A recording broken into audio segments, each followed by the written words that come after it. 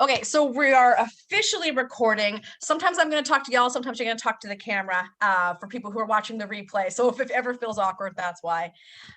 You've got the worksheet there. Let me know if you can open it or if you can't so I can get that sorted now. And then we're going to go ahead and dive into today's topic.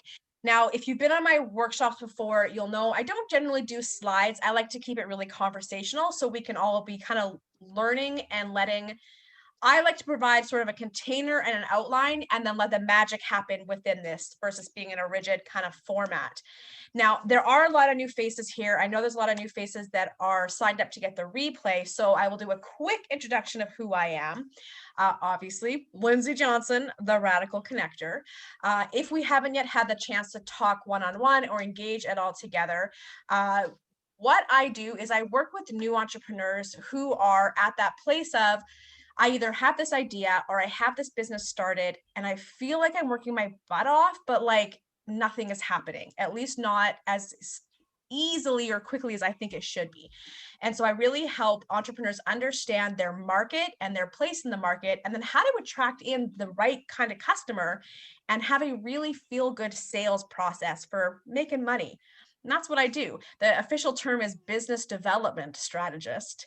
But give me a show of jazz hands here. If I say to you business development, do you know what that means? Give me jazz hands if you know what that means. It's okay if you don't. I think okay, so. Let's hear it. What is okay? I like it. So let's hear some definitions. What is business development? Generating income. Yeah. Anyone else? Growing your business, expanding. Yeah. Anyone else?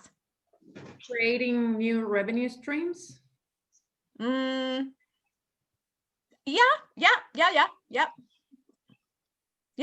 Essentially, it's how you make your money.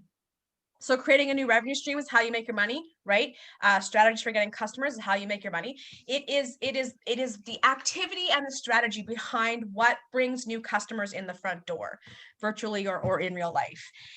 And so with today's theme, I want to talk about this idea of creating consistent 5K months on only an hour a day, that 1 hour being focused on business development, because obviously there's other things that were going to happen in your business that are not business development, right? There's things that bring in customers and things that, don't, but they're a part of building a business. So I wanted to focus specifically on how we can have a really focused 1 hour chunk of time every day that leads to this momentum, this traction of business flowing to you quickly and easily to get to those consistent 5K months every month. Now, is there anybody that is currently earning 5K a month consistently and easily? Amazing. Min, what do you think is working for you that's happening? Oh my gosh, my RGAs went through the roof. So I've been making 5K for the past. For those that don't know, RGAs are revenue generating activities. Oh, sorry, yes. It's a term I use in my staff. Okay, so continue, Min. Yeah. So I've been making 5Ks for the past 3 months. And it's just come easily now. And then in regards to upping my RGAs, so before I really started focusing on my business, it was a floundering, literally floundering aspect. The minute that I started taking it super seriously, this month, I'll probably hit 10.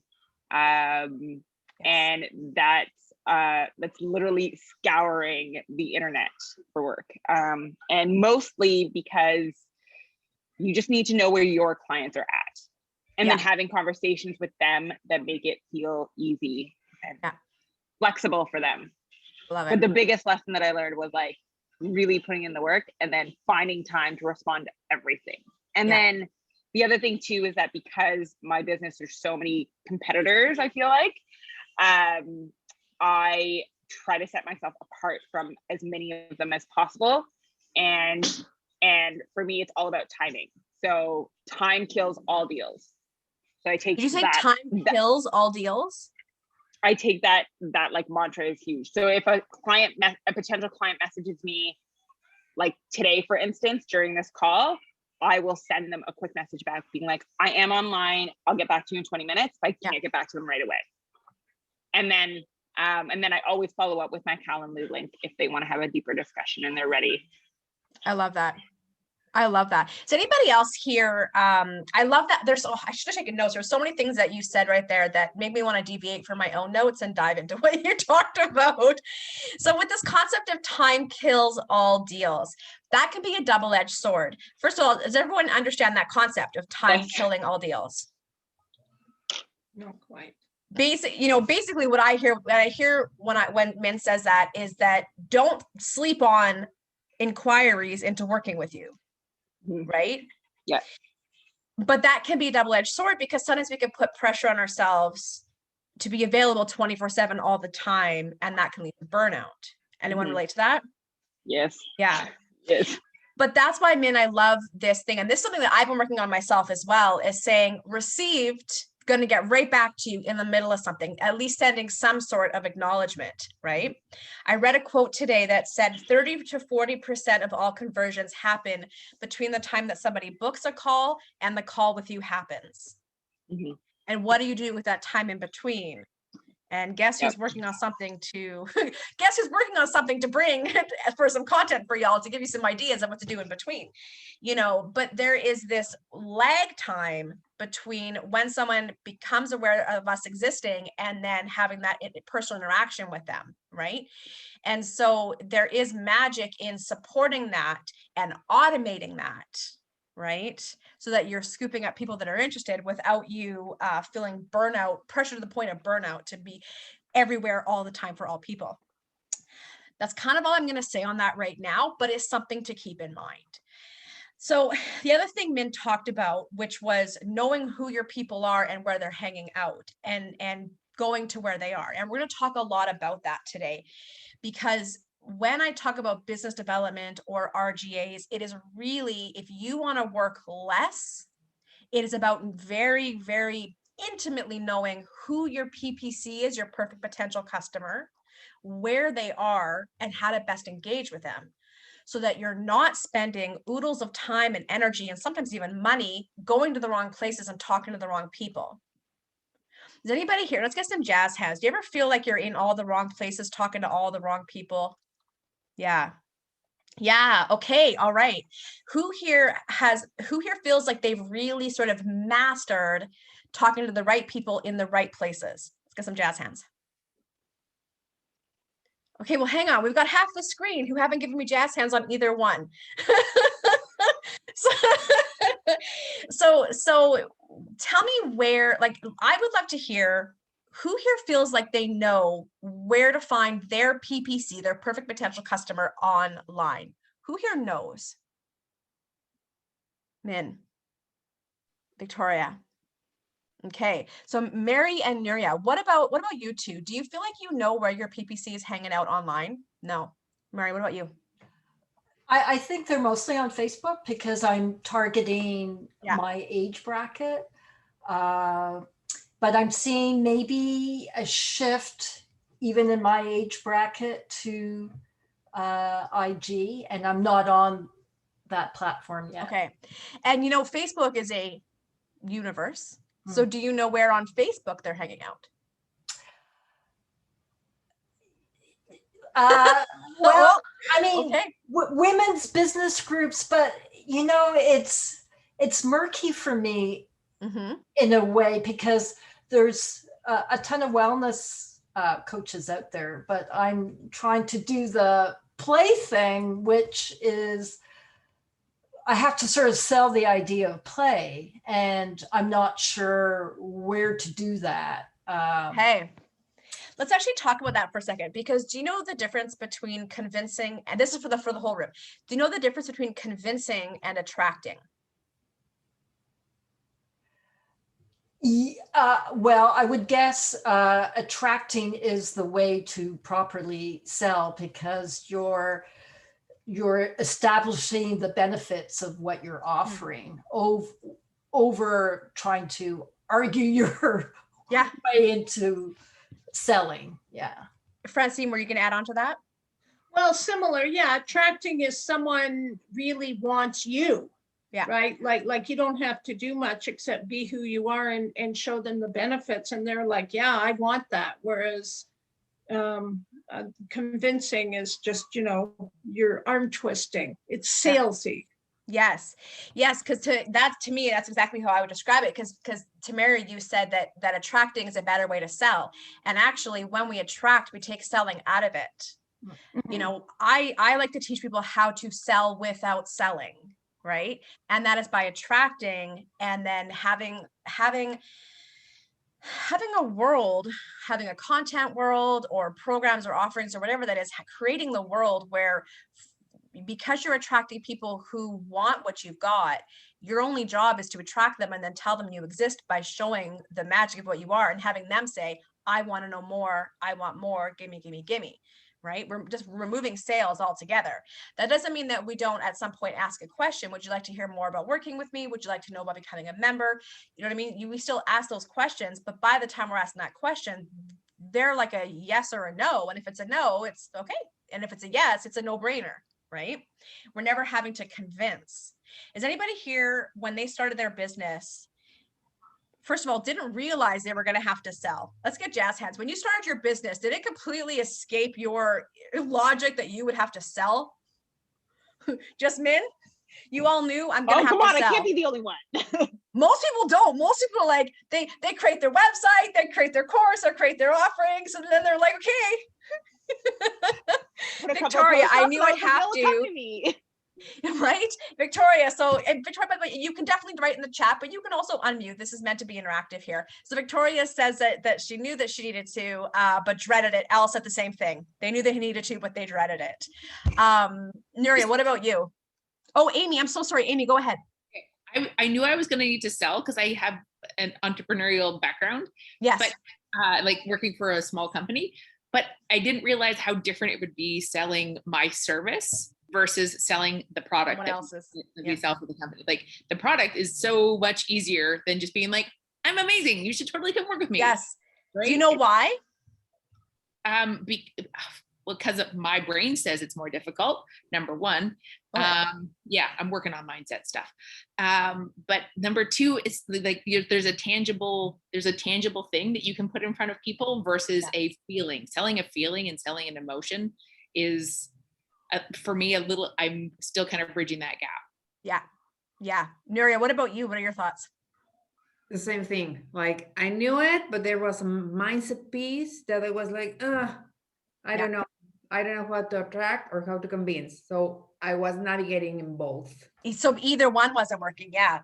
Well, and I love what Amy just said too, you know, selling a feeling versus selling a product. And products can feel easier to sell because they're a tangible thing, right? But instead of selling a feeling, what we're really selling is an impact, right? And really, again, I come back to, we're not even selling an impact. I have a saying, I have a very strong, deep-rooted belief in that people are literally out there right now, money in hand, looking for you. Your job is to let them know you exist. And so you're not even really selling an impact. Okay. You already have the impact that you do. You're looking for people who want that impact and are ready. And then it's up to you to have the confidence to put yourself out there boldly and loudly, and not rudely, but loudly, so people can find you and say, take my money, because they have money in hand. They are looking for you. How does that feel to shift your framework around selling to, I don't have to convince, there are literally people with money in hand looking for me right now? How's that feel? I feel like, I'm sorry, I'm a talker. I'm not going to. No, I bring it on. I feel like that is so true. Like the last client I got, it was not through any of my sales things. It's someone who knew me from a while ago. We reconnected, and I was like, this is what I do now. And she's like, oh, I would love that. And I did the thing where I downplayed. I'm like, I think maybe you would need like 3 or 6 months. And she emailed me a day later. She's like, I'm in for a year. And I was like, holy, like that was amazing. And it was all connection based. So I know it's possible. And it feels so good when that happens. Yeah. So I want more of that. I don't want to Yes. Nuria. Well, it feels like liberating and freedom, because I feel like if by not doing anything, if by not doing nothing, I'm getting clients, I don't know how. Yeah. Imagine if I take action towards. Yeah. So it's like, they are there. So what if Yes, I- you're right now a lighthouse in the middle of the ocean with your light off. Right? And we just want to turn your light on. That's what we're doing. We're just turning your light on so people can see you. That's it. Right? So when I talk about this concept of an hour a day, you know, if you think about all the activities, the business related activities that you do thanks, Al. When you think about the business activities you do in an average, let's say week, maybe a month, you know, how many of them directly generate revenue versus just feel like you're doing something, but doesn't really move the needle on your business? If you stop doing it, your business wouldn't really be affected, versus the things that you're doing that you can directly trace back. When I do this, then this happens, and then there's money in my bank account. You want a percentage or what? Well, I'm not going to make you give me a percentage right now. If anybody does want a way to figure that out, first of all, it is in the Radical Roadmap. And I also have what's called the Busy Work Challenge, which takes you through an exercise on this. I can share the link with you in just a moment, but just give me like a loose guesstimate, percentage or whatever you want to give me. The percentage maybe is easier. 60-40. 60. So 60 RGA, 40 busy work. No, other way around. Okay, 64. Okay, so 60 thing. Okay, so let's talk about that 60 of the busy work, because I talk about essential busy work versus non-essential busy work. So essential busy work are the things that we have to do in order to stay in business. Accounting, bookkeeping, invoicing, you know what I mean? Like working with clients, creating stuff for the community, right, Victoria? Non-essential busy work are the things that we do that literally do not matter. If we didn't do them, it would not affect our business, right? And so this is like, maybe you write 1 blog a month. Great. You need to do that for content, for SEO, for whatever. But do you need 5 blogs a month? Probably not. Right? So that's when we start to get really fine-tuned with of this busy work. How much of it is really non-essential, if we're being honest, and we could literally just stop doing it and take that right off of our plate. So Victoria, when you think about that 60%, how much do you think, if you're being honest, you could drop like this percentage of it and not even worry about it? I feel like I would need to think about it. And I feel like I am thinking about that a lot. I asked my virtual assistant to shift gears and stop doing 4 blog posts a month and just do 1 and focus on selling stuff instead. This is exactly it. Yeah. Okay. Yeah. Well, and even like within your blog post, because I teach people how to break down. If you're doing a blog, what is that? Researching keywords, outlining, writing, sourcing images or GIFs, posting onto your website, throwing it into a newsletter, sharing, creating posts on social to share it, right? If you look at all the little mini pieces, how much of there can get dropped, right? Can I hire someone to do keyword research and give me the next 3 months of long tail keywords, long form keywords to use? Can I have someone source a batch of images and hire someone to do all the uploading for me, right? Like, where are things I can outsource or batch do to cut down on this busy work? Because I want you to remember that the time that you spend in your life, there's a certain percentage on building your business, but I don't want you to think, if I cut down my busy work by 40%, I have to fill it with business. You could also fill it with like going to the beach, fill it with learning the ukulele, right? Or taking the dog for a walk or having a nap. Like, that's the thing, is I don't want you always filling your life with more business. Where can I cut back, focus on the things that will get me to my goals, and then get back to having a life, right? Anybody else? What percentage do you think that you're probably spending on busy work that doesn't need to get done? Really, it doesn't. And the work that will actually generate revenue?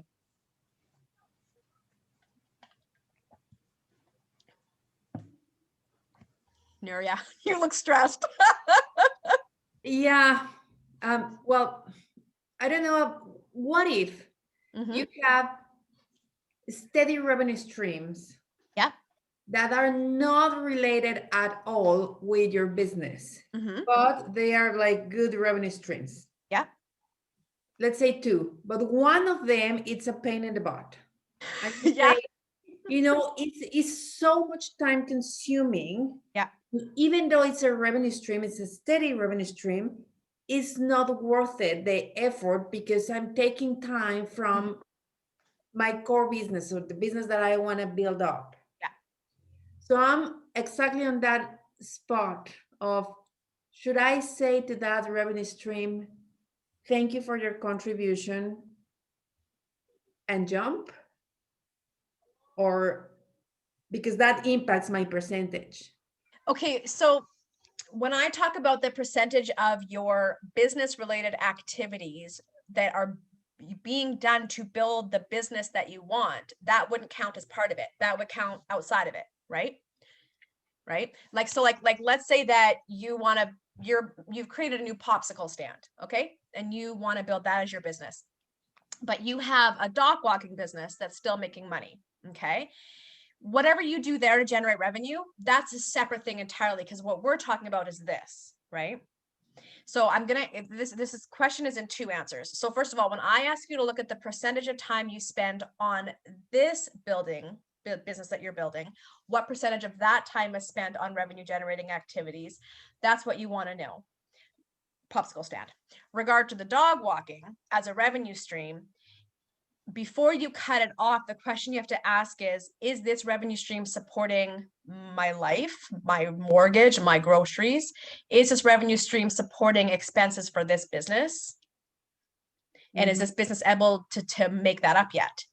And if it's not, you maybe don't want to just cut that revenue stream off, because you don't want to put pressure on a baby business that isn't self-sufficient yet, right? But what you might want to then do is go, I have to do this over here, so I better be really smart with my time over here and eliminate busy work completely, anything that's non-essential, and then focus on these RGAs, these revenue generating activities. Does that make sense? Yeah. Totally. Yeah. Yeah. So who here feels like they burn out more than they'd like to? Okay, all right. Who here secretly thinks that burning out is just part of building a business? Oh, Mary, give yourself away with your laugh. All right. So who here wants to believe that you can build a profitable business without burning out? Burning out is not a part of your business plan. Yeah. Okay. The number one way that you can prevent burnout is to stop doing busy work.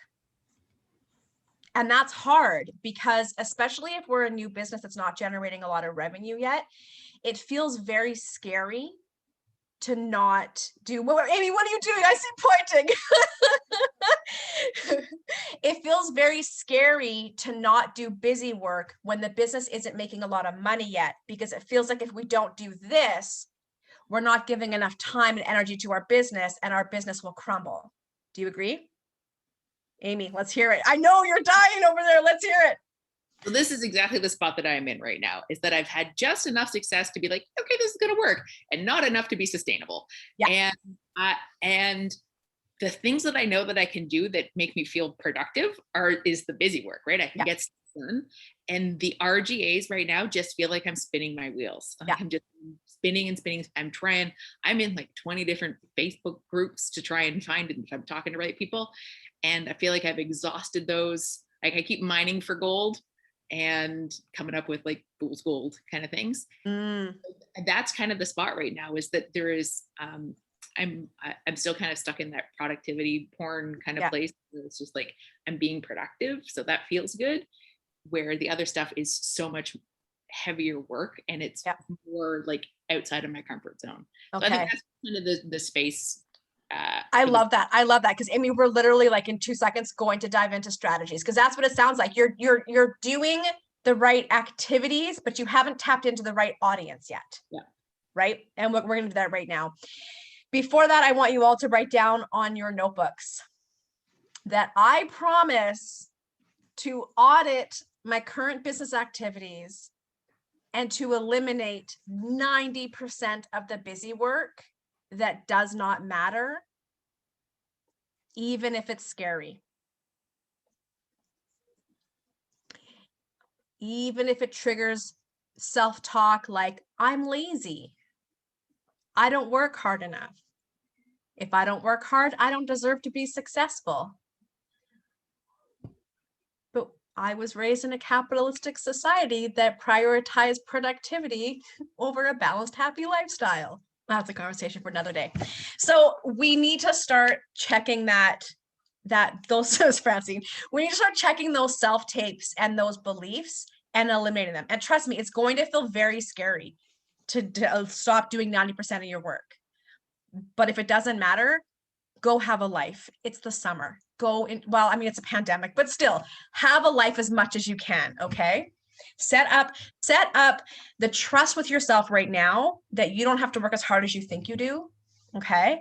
And then let's focus on the other work. And by the way, the RGAs, those are the scary things, because those are the outside your comfort zone, putting yourself out there, talking to strangers, putting your money where your mouth is stuff. And that's scary. And so I want you having lots of mental and physical energy for that. I don't want you burning out on busy work. So I want you to pull up your sheets there, your how not to sell guides. Has everyone got them? Yeah. Okay, hang on. I'm gonna pull up mine next to me too. So, okay, first of all, does anybody not have theirs? You're all good, right? Okay, I don't want to leave anyone behind. So if you haven't already seen this guide, most of you probably have. I'm assuming most of you have gone and signed up for this and gotten this guide. And if not, I can send you the link. I have like a little tiny video that goes with it. But this is literally what I do and what I teach. All right. So how not to sell to strangers, 5 steps to turning social media strangers into clients. All right. This is literally how we use the power of social media to connect with the right people. But remember that it is not about selling, how not to sell. It's about connecting and having conversations and just turning on that light in your lighthouse so people know you exist and they can come into your world and get to know you. So the first step is you want to make sure that you are talking to the right people in the right places about the right things. I talk about finding a problem you can solve. That's how you know that you're talking about the right things. You're looking for people that have a problem that you solve. Okay.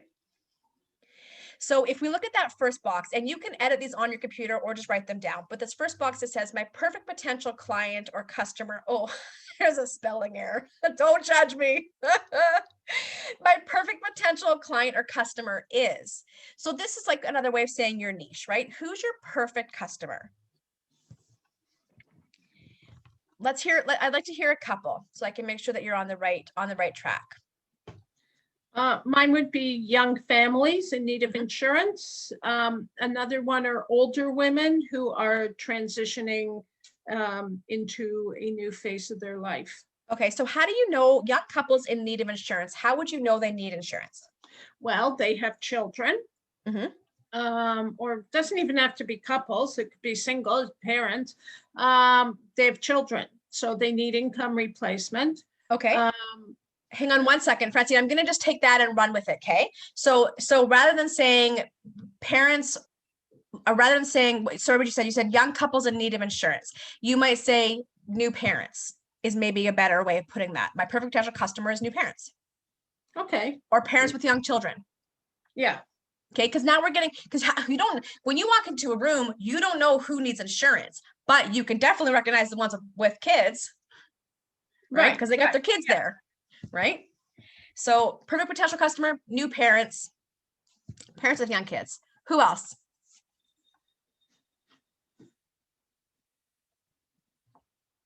Nuria, who's your perfect potential customer?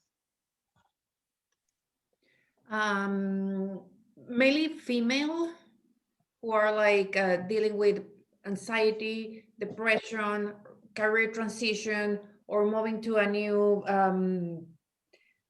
being single or being in a relationship, but all of those moments where people are transitioning, but mainly focusing on women. So women who are transitioning, but women who are transitioning within upheaval, like some sort of upheaval. Okay, write that down. Women who are in some sort of upheaval around a transition in their life. Yeah. Yeah. All right. So the next thing is top three favorite problems that I solve. Oh my gosh, another spelling error. Top 3 problems I solve are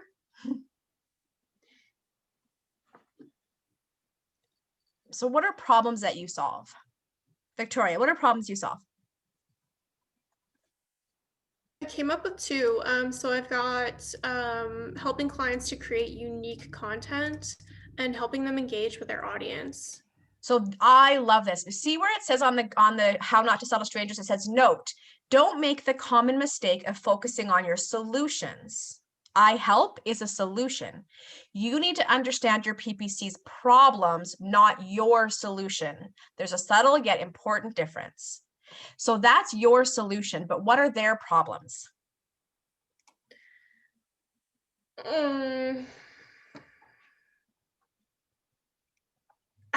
I don't know. Okay, all right. And this is why it's so important, right? Step one is finding a problem you can solve. If you don't know the problems they're having, how will you recognize that they're your PPC and how will you engage with them? Have a think on that, Victoria. If you come up with an answer, come back to us. Let's go to somebody else. What are some of the problems that you solve? Yeah, Francine. Well, I would say if we're going again with this one, Parents with Change, because I don't know, worrying about having to have a GoFundMe campaign. Oh gosh, yeah. So the problem, but what's the core problem? That the core problem is their income. Well, there's two things. So one, I mean, again, we're focusing on insurance, which is fine. So one is if they die, there's no more income coming in to provide for the family. So it's that security for their family. So hang on one second, because this is where I want to get really specific. So the problem is, again, you gotta think so that's the situation. You might die and your kids will have nothing. That's a situation. But why is that a problem? I am stressed all the time, worrying about how my kids will be provided for if something should happen to me. Right? That's a potential problem. Or a problem might be, I need to find insurance and I don't know who to trust. Okay. Or I don't know how to understand these different policies and which one is the right one for me. Right. So you can see how the situation is not having money, but the problem you want to get specific on. So because when you understand the problem, you will recognize your client faster. If somebody in a Facebook group says, does anybody here have insurance? I have a new baby. I want to get insurance and I don't know how to choose it. That's the problem you want to be on the lookout for. Right. Okay. Because nobody in a Facebook group is going to say, I'm worried that my kids won't be provided for. They're going to, because remember, like Facebook groups, social media, they're asking Google searches, they're asking questions. Right? They're asking questions like, who here has insurance? How did you choose it? Right? So when we talk about the top 3 problems you solve, you got to know those problems because you got to watch for when your PPC is asking for that solution, asking for that question. Right? And so this is actually, hang on, is that down here? There it is. So that's actually technically on the next one, but that's okay. Anyways, so you want to know the problems. You're going to see on step 2, that's where I write down what are the questions that they're asking, but you want to know, first of all, what the problems are that you solve. So one of them, Francine, might be wading your way through all the insurance policies, right? They don't know how to pick an insurance policy. That's your solution. Their problem is, right? I don't know how to pick. Amy, what were you going to say?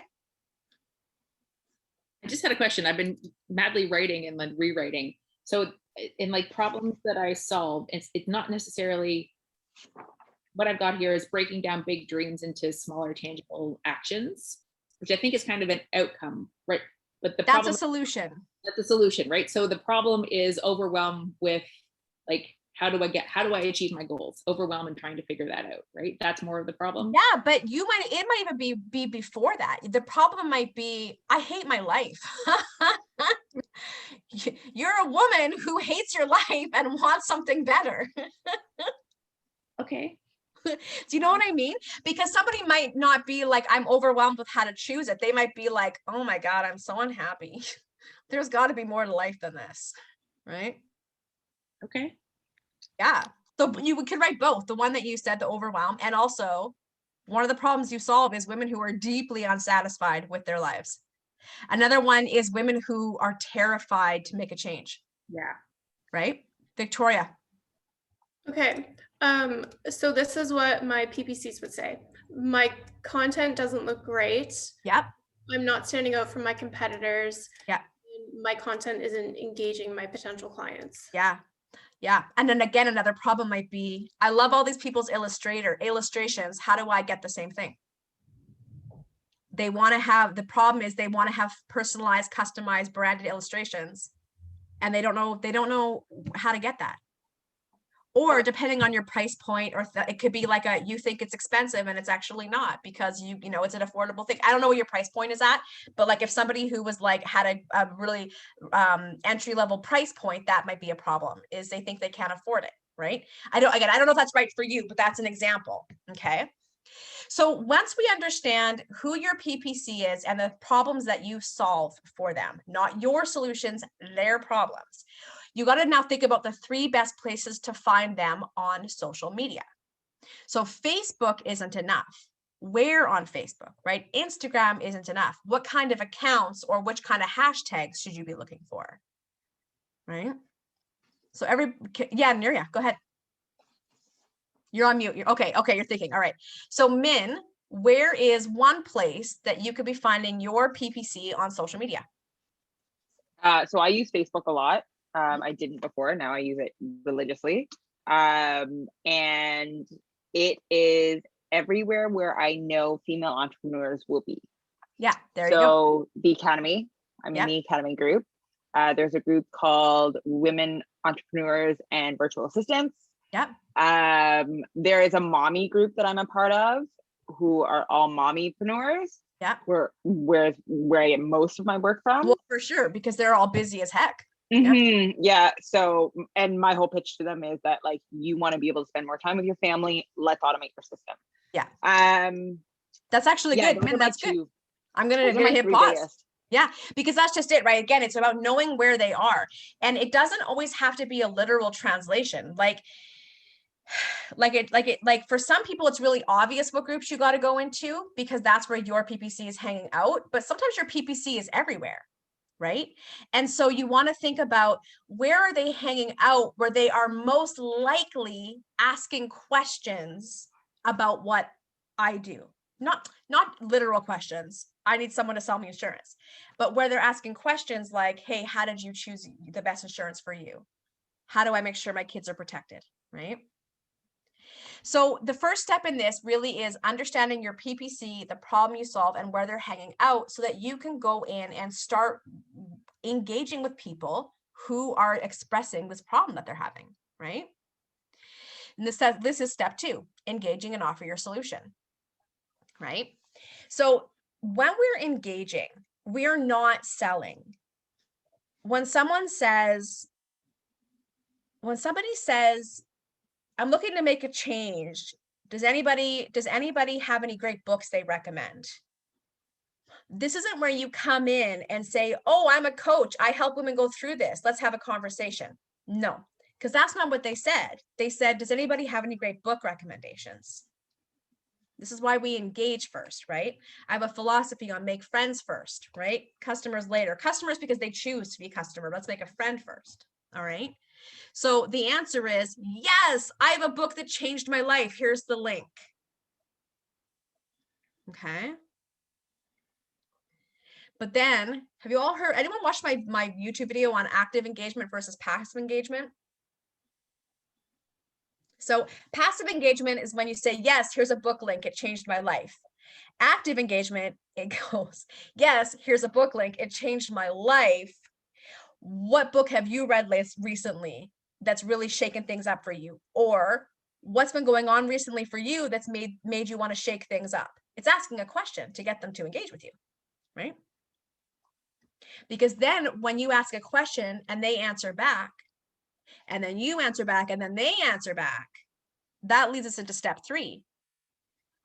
Ask to connect in the DMs. Once you've had a 1, 2, 3, 4, back and forth, okay? That's when you ask if you want to connect to the DMs. Right? Mary, go ahead.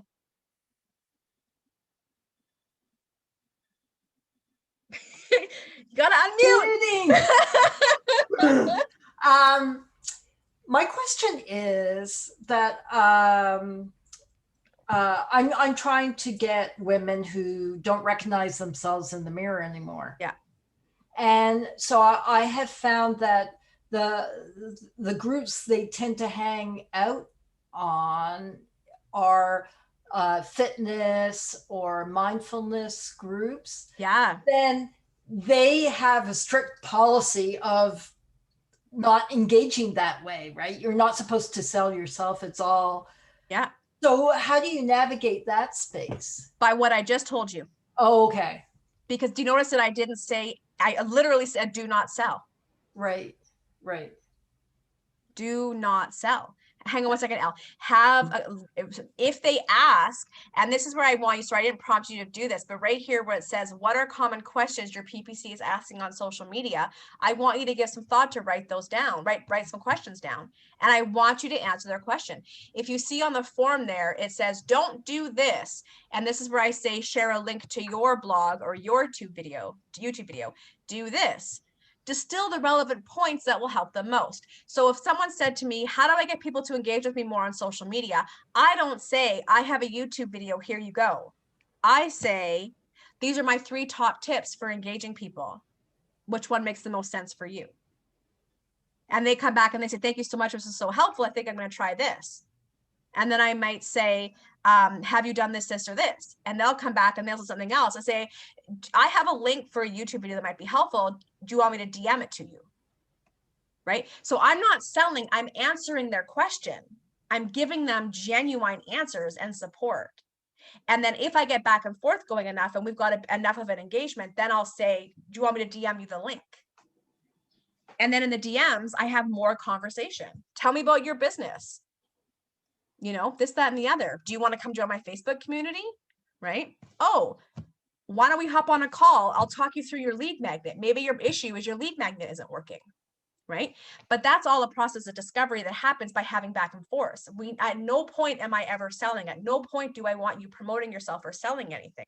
It is always about answering their questions, supporting them. Does that make sense? It is always focused on getting answers for them. Because what happens with that strategy is that, first of all, a couple things, and this is in this guide as well. I always tell people to answer publicly with your best tips. And the reason for that is not only are you answering for that person, everybody else that wants to know the same thing is reading your response. So they'll also come follow you.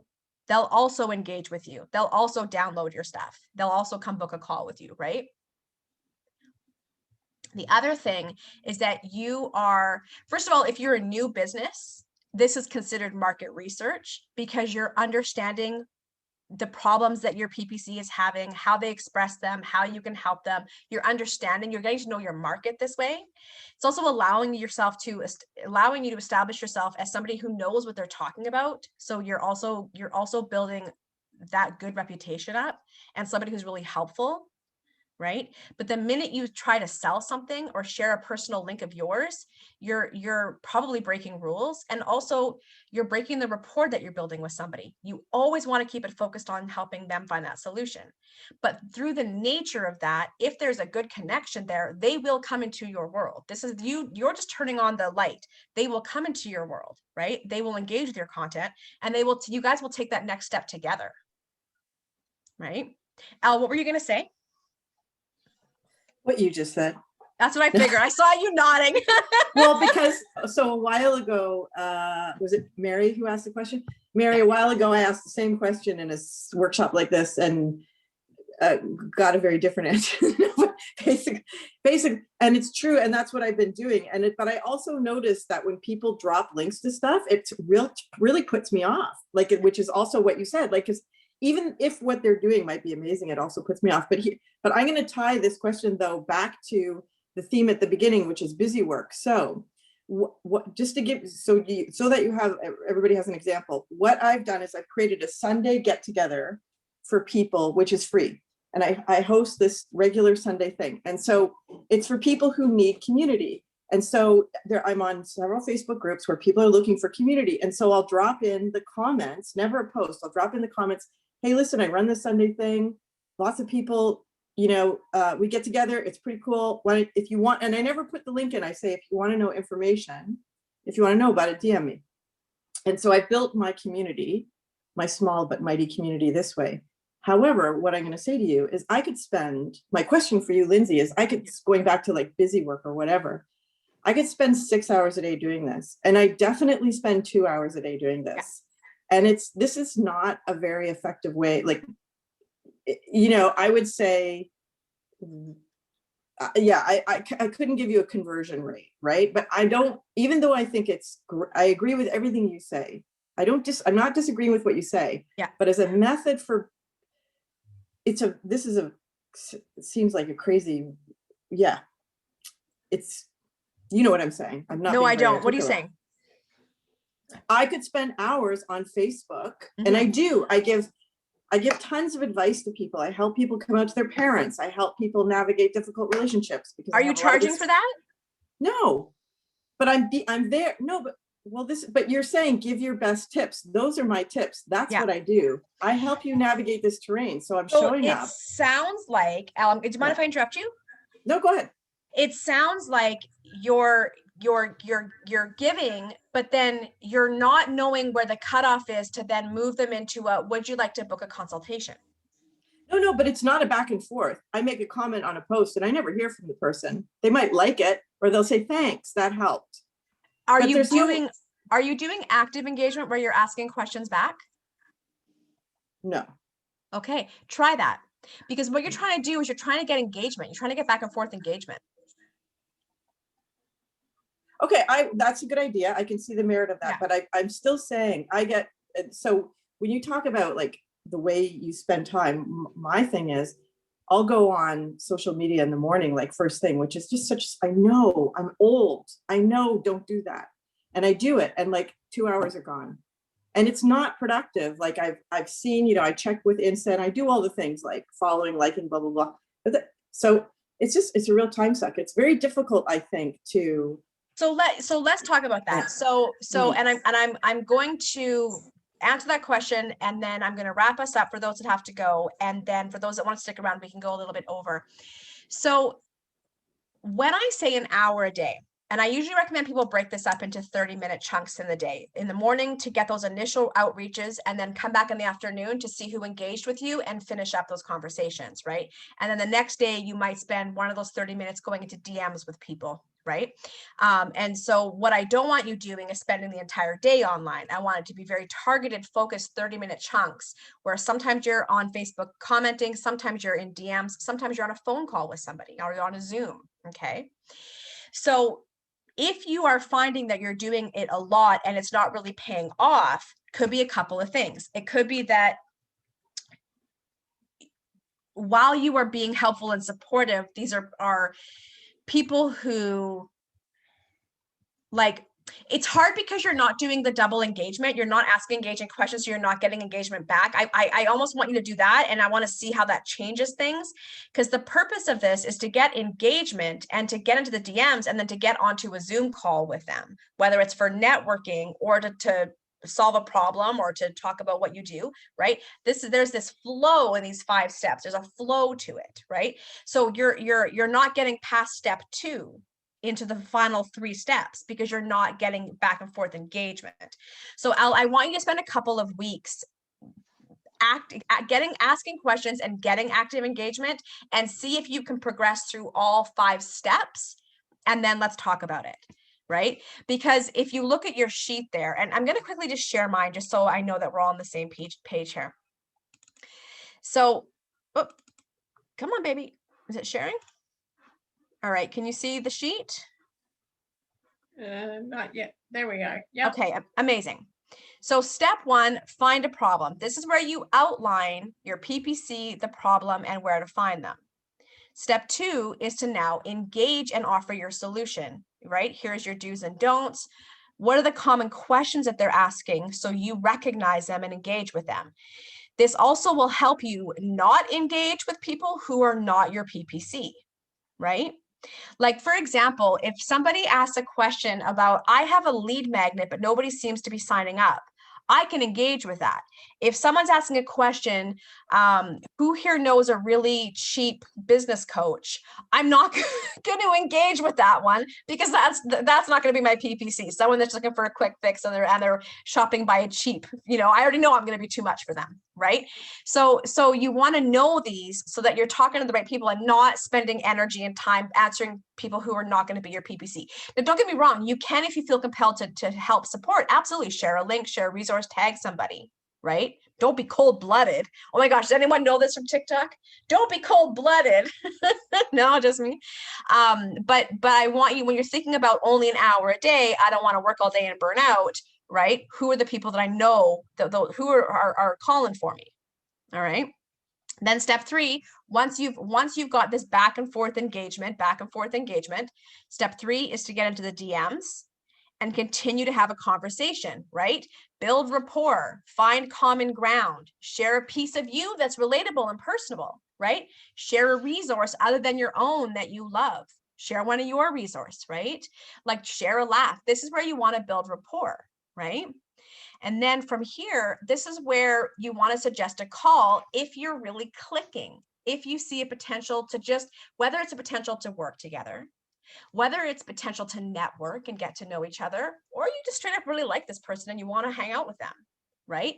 Suggest you get onto a Zoom. And I talk about the 2 types of calls, the get to know ya or the problem solving. Okay. I have you think about what you might say to set up this call. I'd love to get to know you more. Do you want to hop on a Zoom? Simple as that.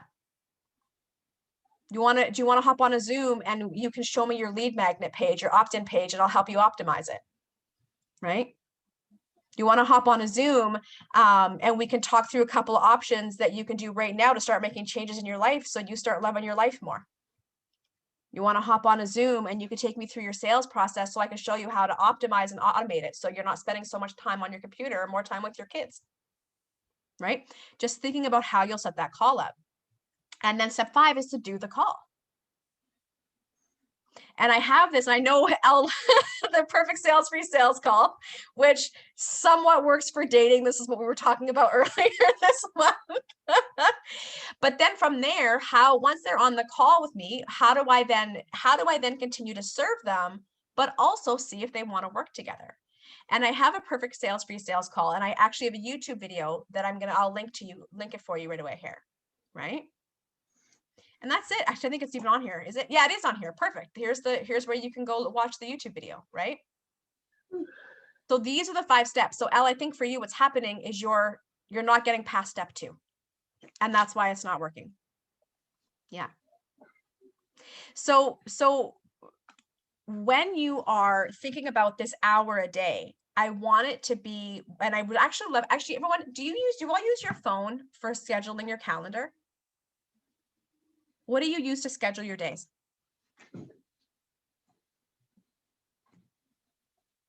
Does anybody have a schedule in their day? Does nobody work by a schedule? I use Outlook. Outlook, like, okay. So for those who are busy and operate on a schedule, and if you don't, why not start? I want you to literally schedule in 2 30-minute chunks into your day for the next week. So from now until next Wednesday, and whatever days you work. If you only work 3 days a week on your business, only do 3. If you work all 7, do all 7. But I want you to right now schedule in 2 30-minute chunks. And I want you to write in here, this is my engaging on social media time.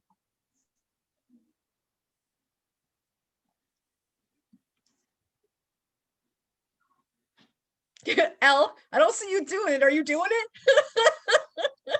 Look, It doesn't have to be the same time, does it? No, it's whatever time works for you. If you've got to pick up the dog from the vet, if you have to work your 9 to 5, if you have to do whatever else, that's in there. Right. Work around it. Okay. The hour's going to fit in whenever I like 2 30-minute chunks. The 2 30-minute chunks are going to fit in wherever they got to fit in. Yeah. All right. Who here has done that? What, this Amazing. minute? Yeah, like literally right now, Francine. Okay, well, I got to look at my calendar. I will do it. Okay. Then the other thing is I want you to set a goal right now for how many Zoom or phone conversations you want to have with somebody new this month. We got 10 days, 11 days left for this month. We got 12 days left, whatever. Today doesn't count. We'll call it 11 days. How many conversations with somebody new? That can be a get to know you call, a networking call, a call where you go on to help them solve a problem that they're having. Doesn't always have to be a sales call, but a lot of times they end up turning into surprise sales calls if you've done a really good job. Who wants to give me a number? How many calls with new people would you like to have this month? You mean from now to the end of the month? You got it. 7. I love it, Francine. Neria, what about you? How many calls with new people? 10. I love it. Mary.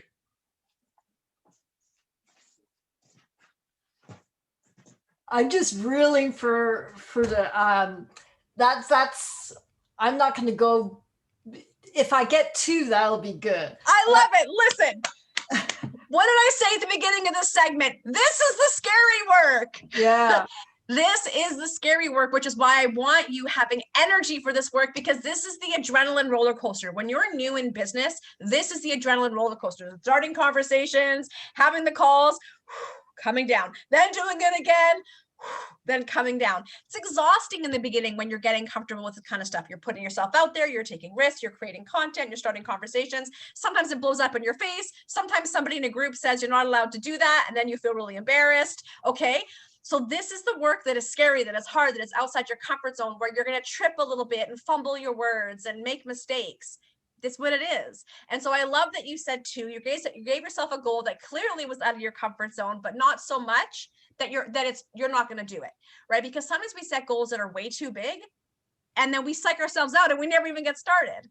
Yeah. I'm a big believer in small baby goals and building up our confidence, right? Me too. Baby steps all the way. Baby steps all the way. Those baby steps, they go fast. All right. Elle, how many calls with new people this month? So as you know, I'm also an academic with a full-time job. So yes. I have a completely wicked schedule, and I'm trying to scale down, but I will take inspiration from Mary and say 2 as well. I love it. Brilliant. It's all about making it work for you. My goals, Min's goals. When I first started my business, I was doing about 30 calls a week. That's right. I also am a workhorse. I got infinite energy. I don't expect people to do that. 2, great. I love it. If you were to build by my standards, you would never do it. If I were to build by yours, I would go insane because I have so much energy.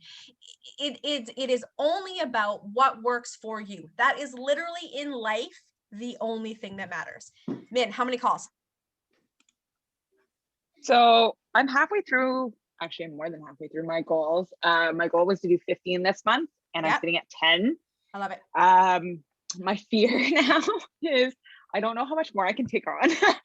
So I don't know if I'm going to do any more this month. I won't lie, because I'm having a really good month and I don't want to burn out. And with summer coming around, I really don't know if I want to take on more work.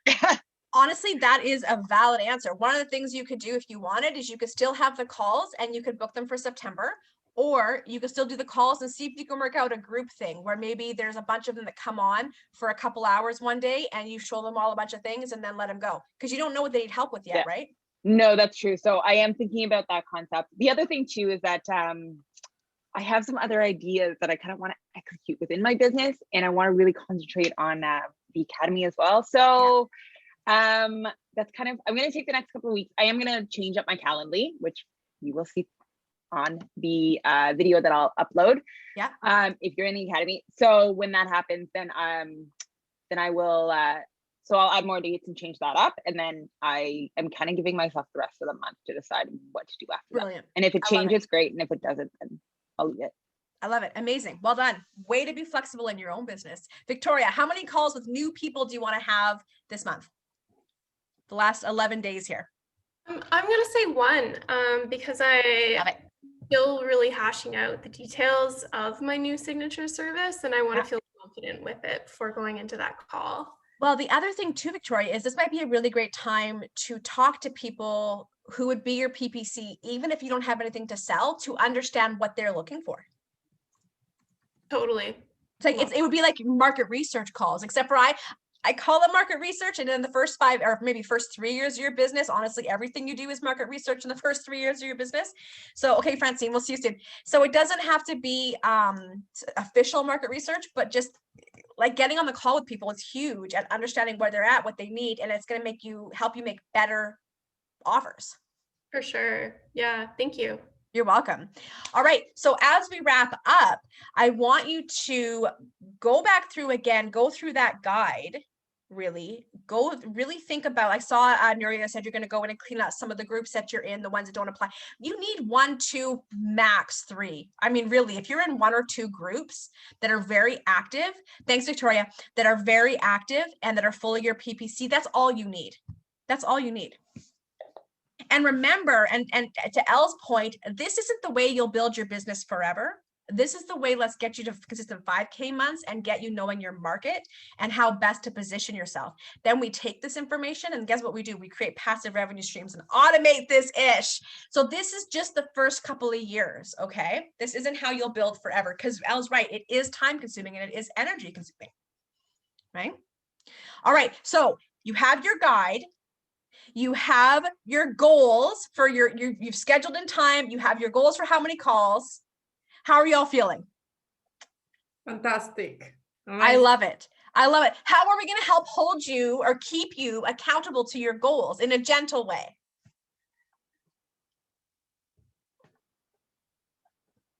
Mary's already getting uncomfortable. Look at her. She's twisting and turning.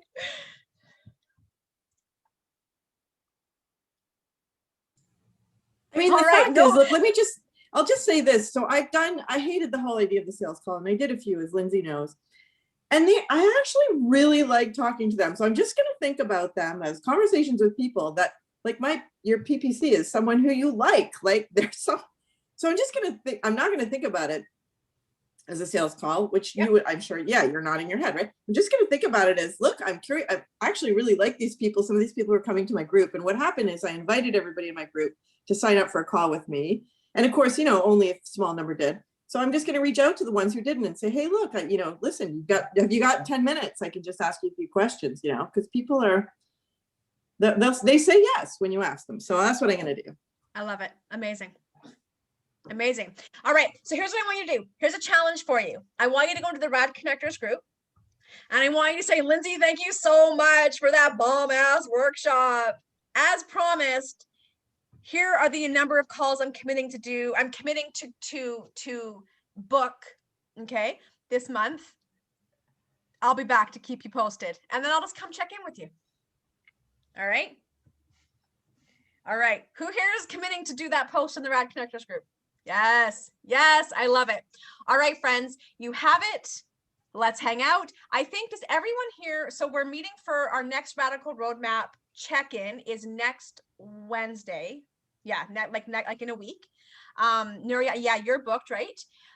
So we meet from, I think that you're booked. We meet from 1 to 1:45 Pacific time on the 4th Wednesday of the month for just a little bit of a group coaching and then accountability partners for the Radical Roadmap. Mary, if you don't have yours yet, it looks like this here. I can send you the link, but I actually think I want to talk to you about another program that I think you might be ready for. So I'm going to send you 2 links, okay? Because one of the programs, it includes this. So I'm going to send you 2 links. Other than that, and Nuria, if you also want to talk about potentially joining the Academy, or if you think you're ready for that, let's also talk about that. So I'll send you both links. And in the meantime, post your thing, go and engage. Like Al said, don't think of it as a sales call. Think of it as meeting somebody really cool and having a really rad conversation, and let the magic happen. All right. And Mary, I love that you're squirming in your seat. Keep squirming and keep working. Even if it makes you squirm, keep moving forward, baby steps. Okay. I have to say I'm squirming because what you said about 10 minutes ago, I'm thinking, oh my God, I had someone DM me from one group and she seemed desperate for conversation, but I didn't take her to that next step.